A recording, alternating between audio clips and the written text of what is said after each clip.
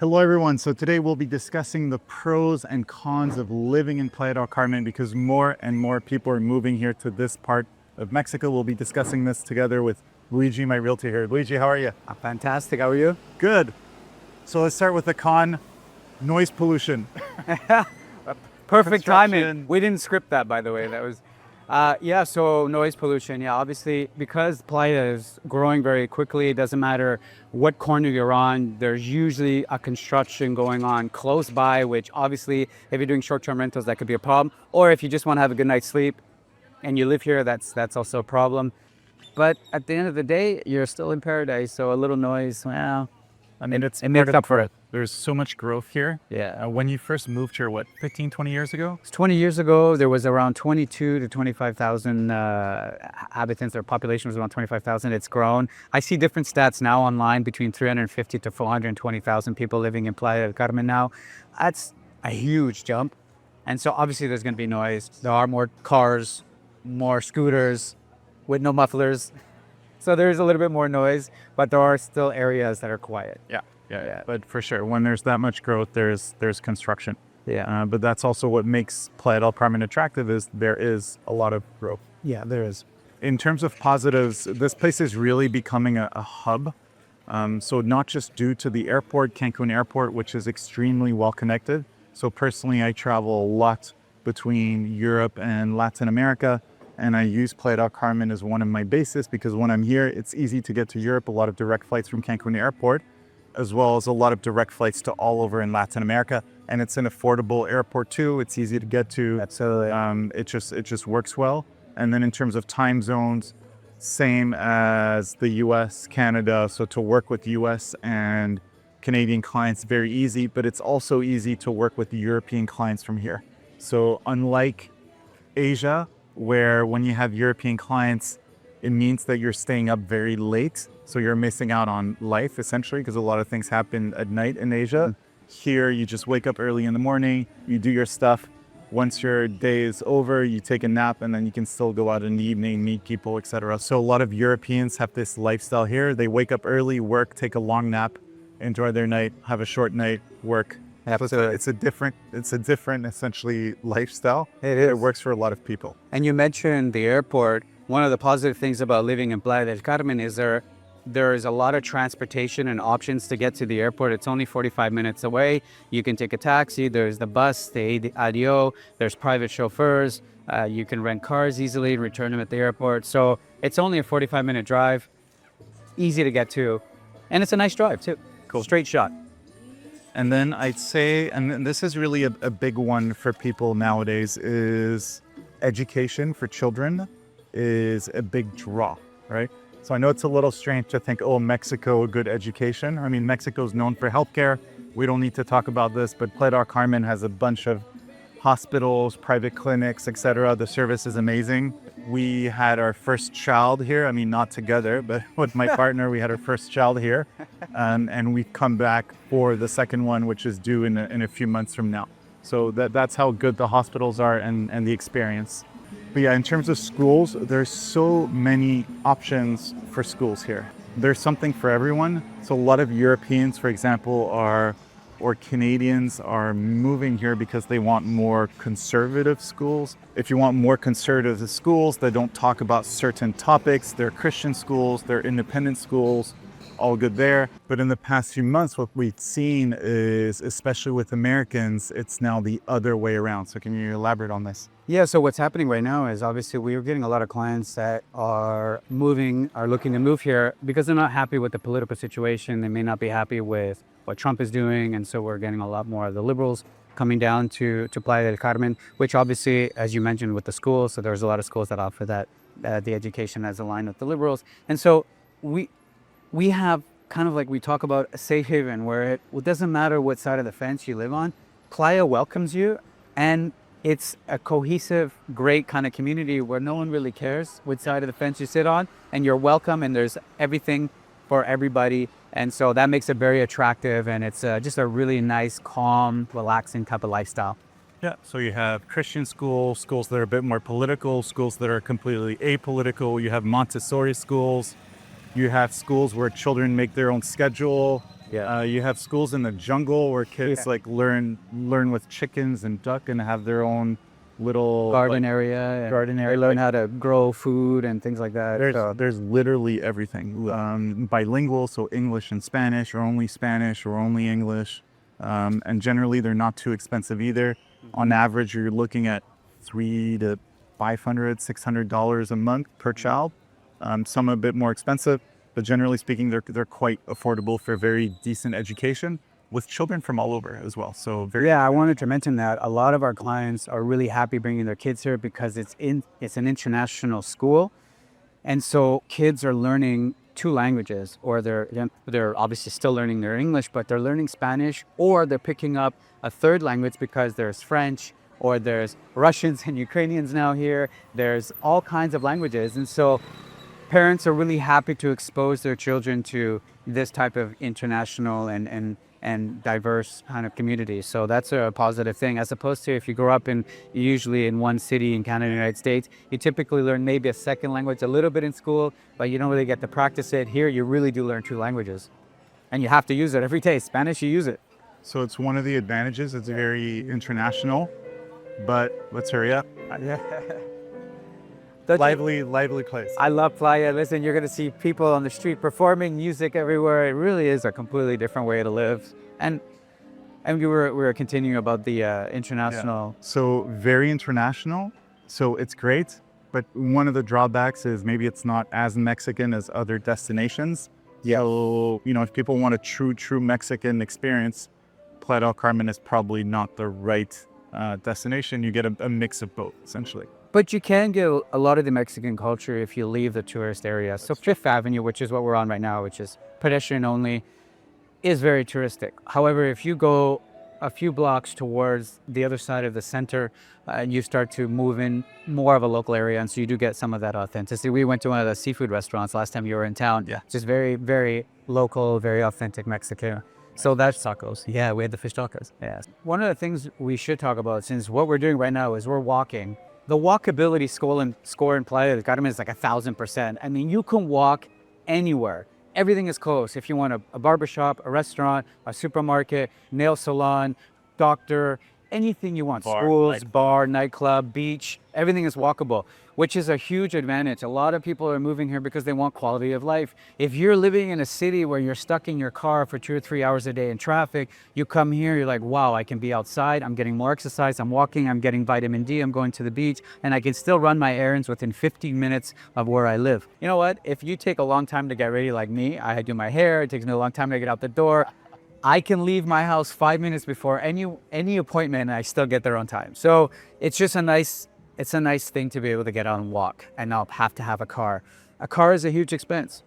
Insurance, gas, maintenance. If you don't have to have that expense here, you're saving money and you can use that money towards enjoying experiences as opposed to having to pay for expenses. So like walk to Walmart. I don't know too many places where you can walk to a Walmart. Yeah, Walmart, there's Home Depot here, there's everything, Sam's Club. I mean, we have pretty much everything. Yeah, because the infrastructure has improved a lot. That's important, because even compared to 3 years ago, when I was here for a while, I mean, the city has improved.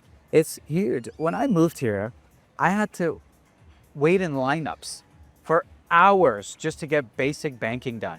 We talk about Wi-Fi. We have a lot of digital nomads, a lot of people moving here and they have online businesses, which is something that, because of COVID, a lot of people went online. And so people are able to travel and move around and have their business. Well, without the infrastructure, like electricity used to go out a lot here. We had a lot of power outages and we had slow internet. That's improved. So our power outages don't happen as often. Internet is very solid and very stable. I mean, obviously some days with some wind or whatever, it goes down, but it's very solid. So you can run a good business and have Wi-Fi at all times. Banking system is now online. We have online apps, which means you don't have to go wait in lineups at the bank. You can get car insurance easily if you do get a car. All of these things have improved, and cell phone signal has improved. When I moved here, you couldn't get signal on the beach, so you'd have to send a friend. You'd have to walk 3 blocks up, send a message, and go back down to the beach just to let a friend know where you were. So things have improved. It is very comparable to a lot of the cities north of the border. And that's why I think it's attracting a lot of people. Yeah, I mean, it's a viable hub, I'll put it this way. And it's easy to get residency. So personally, I chose the giving birth route. So I had my daughter here. and then this gave me permanent residency immediately. There's a whole video on how to, on birth tourism here in Mexico. It's a whole thing. But even for people that don't have children here, there are many ways to obtain residency in Mexico. Yeah. And then once you're a resident, you really have access to everything. You get your tax number, you can do banking, Right. car, everything.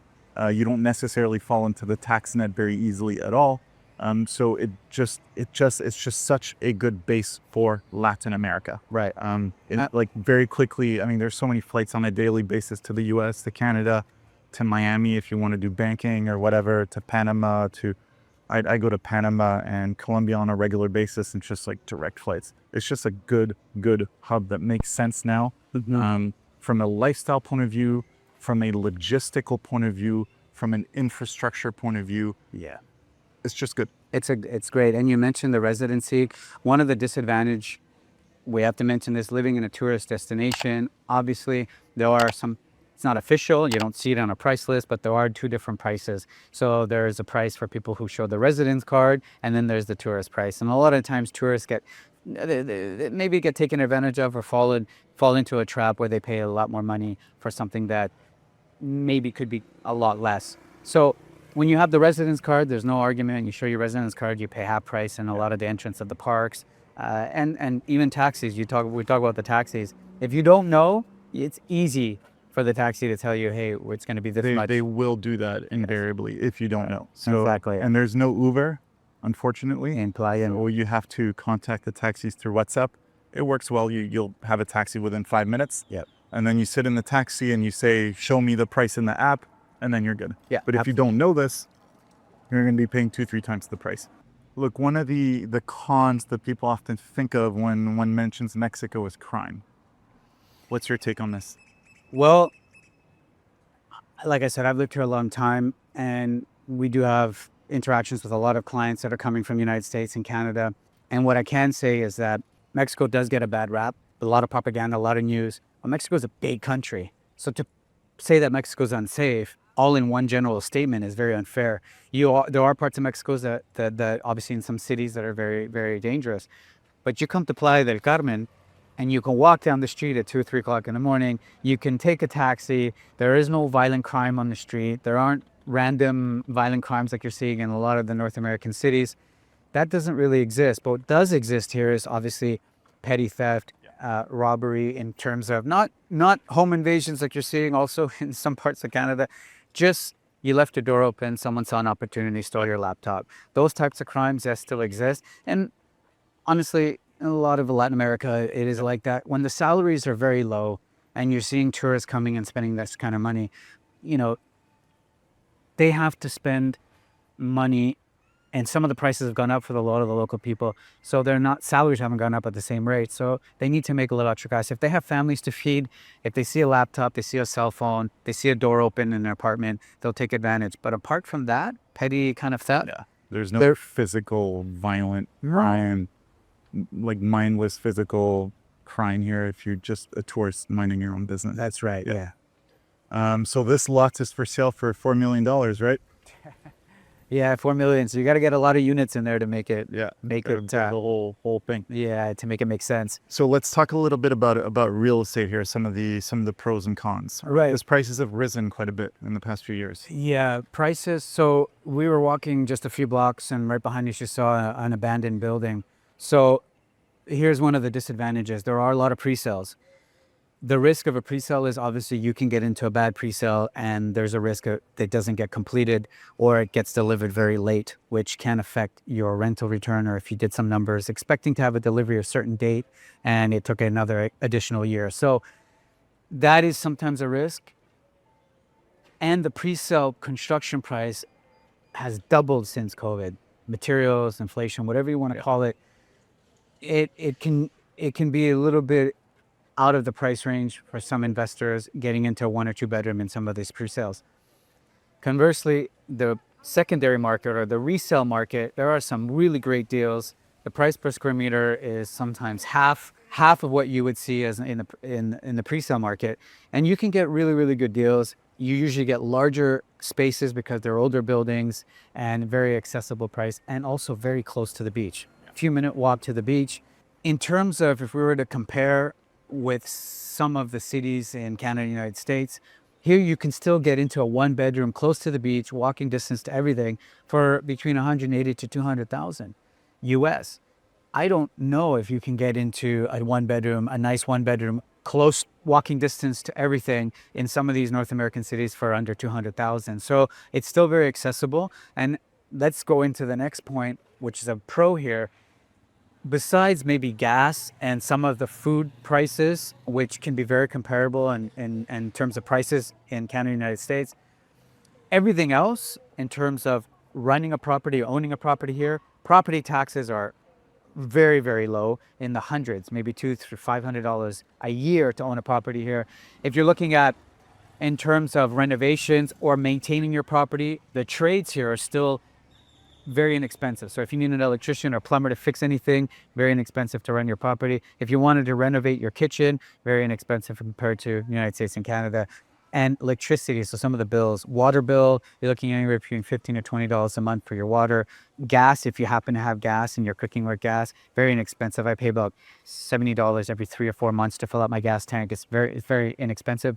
And I run my air conditioning often, and air conditioning, so that electricity is the highest, I think, bill in terms of services in Playa. But even that, I pay around $200 every 2 months, so $100 a month to have electricity and air conditioning and everything running consistently. So very inexpensive in terms of owning the property here. And even the HOA, which is a killer. Now, a lot of Canadians are leaving some of the markets in Florida because the HOAs have gone way too high. Taxes are way too high. Yeah. And here the HOA's insurance, HOA here is very accessible. You're looking at anywhere between $2.5 a square meter to $4 on the high end a square meter. So if you have a 60 square meter place or a 100 square meter place, it's anywhere between $200 to $300 a month, sometimes $400 if your building has a lot of amenities, but it's very accessible.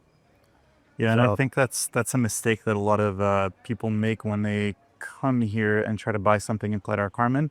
They only get pitched pre-construction, pre-sale by realtors, and it's fine. Nothing wrong with pre-sale, pre-construction, but there are often very decent deals on the secondary market. Absolutely. So you want to make sure that you work with a realtor. I mean, Luigi here, for example, that also looks at the secondary market. So why do most realtors not offer the secondary market? Because one, the commissions are lower, and two, it's a lot more work. But there are very interesting deals to be found. And why? Again, that's a positive and a negative. The negative aspect is that liquidity is relatively low here. So when you want to sell real estate, the normal time frame is 6 months to a year. Yeah, there are exceptions, but yeah, 6 months to a year. If you have it at market price, 6 months to a year to sell your real estate. So it's not like in the US or Canada where, within a few weeks, boom, it's gone, or even a few days. Here it takes a while. And sometimes people end up in situations where they need to sell. And that's when you get really attractive deals on the secondary market. Yeah. But having touched on the pre-sales and the risk of pre-sales, so that's why it's also very important to work with a reputable broker that does the due diligence with their legal team to vet and reduce that risk to make sure that the pre-sale is viable and a great pre-sale where they're well financed and all the legal paperwork is in order. And then on the resale, the exit strategy is a conversation you need to have with your broker. You need to make sure you have a good exit strategy so you don't sit on the secondary market when you want to sell for a year or 2 years, which means going into the property, you need to know what type of property it is. Are you competing with a lot of other properties on the market? And what would be the strategy when you do want to sell in the future? So those are important things to take into consideration. Yes. There's so many positives and living and investing here in Playa, and that's why I'm still here. Yeah. 20 years. 20 years, yeah. Let's talk about the beach, though, because, the beach is lovely, but there's sargassum sometimes. People move here or spend time here in Playa because they want the Caribbean lifestyle and they want the beaches. We have beautiful beaches. There is a sargasso problem which started in 2014, 2015. I will say this, though. The sargasso is seasonal. Even if it's in the season, it's not every day. So, for example, you've been here a couple of days now. You can go to the beach one day and see in the season there's some sargasso in the ocean, and then the next day, because of the currents and the winds, it takes it completely away, and you go back to the beach 24 hours later or even 48 hours later, and it's completely clear. So even in the sargasso season, it's not every single day, and it's still beautiful, and there's still days where it's gorgeous. But should you run into 2 or 3 days in a row where there's sargasso on the beach, we have a lot of other options. We have cenotes. People stay in their pools with ocean views, so they still see the ocean, but they're sitting in their pool. And then there's also some of the islands and other beaches you can visit. They may not have sargasso that day. Some of the islands on the... There's like a map every day with where there's sargasso. Right, sargasso moves. So you might go to a beach that doesn't have sargasso. And there's also really cool, some beaches now have the live webcam. So you can actually go onto the site, watch the live webcam and see, okay, there's no sargasso that day, and you can head over to that beach for that day. So there is solutions to that. It's not a major thing. I mean, it can ruin your vacation if you come and for 7 days there's sargasso, but there are other options. Yeah. Yeah. So I think in conclusion, really Playa del Carmen is increasingly becoming an international hub, not just for digital nomads and retirees, etc., but for entrepreneurs, for families, and generally it's increasingly a safe haven for people of all political stripes, essentially. So there's really a very strong case for moving to Playa del Carmen, or at least having some sort of foothold in this place, or spending some amount of time here on a regular basis. So personally, that's what I do. I really enjoyed here. And I think that people should really, really consider this place. Absolutely, I agree. And you touched a little bit on the political thing. Honestly, when you get here, there is enough for everybody. It's very welcoming, and it's not really on the forefront of everybody's mind. The community here just talks. They want to get to know who you are, and it's not really a political conversation. So you can really live freely here and still live the way you want to live with your values and morals, and everybody just kind of leaves you alone. So it's really nice. It's a nice change. It is, absolutely. I wrote a whole article on the real estate market here in Playa del Carmen, the neighborhoods that are interesting, the neighborhoods you should avoid, some key facts you should know, a bit of market analysis. There's a link below. And if you want to get in touch with Luigi, he's got a whole team. They can help you find the real estate that you're looking for, whether it's for lifestyle or for investment. Absolutely. All right, Luigi, Thanks very much. Appreciate it. Thank you. Make sure to download my free ebook, 12 Mistakes to Avoid When Investing in International Real Estate, which you can find on my website, link below. And feel free to follow me on Instagram @TheWandering Investor. I look forward to hearing from you.